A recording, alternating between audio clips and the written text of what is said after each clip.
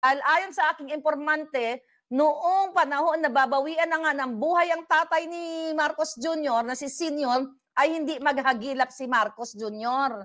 Si Bangag. Kasi nakikipag-jamming. Bangag-bangag.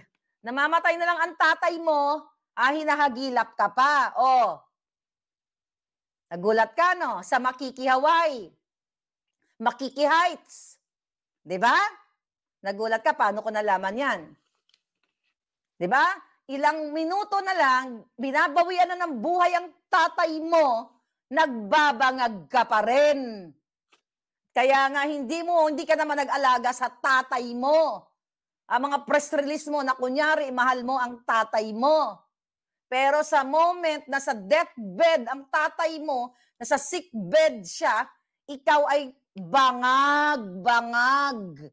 Kaya ikaw ang pinakanuknukan ng sinungaling. Dapat sa iyo ay hagupitin ng taong bayan. Dapat sa inyo ay mawala na dahil nilalapastangan nyo ang pera ng bayan at talagang sinasaid ninyo. At talagang puro kasinungalingan, puro pulburon, puro pagnanakaw ang ginagawa mong lintik ka.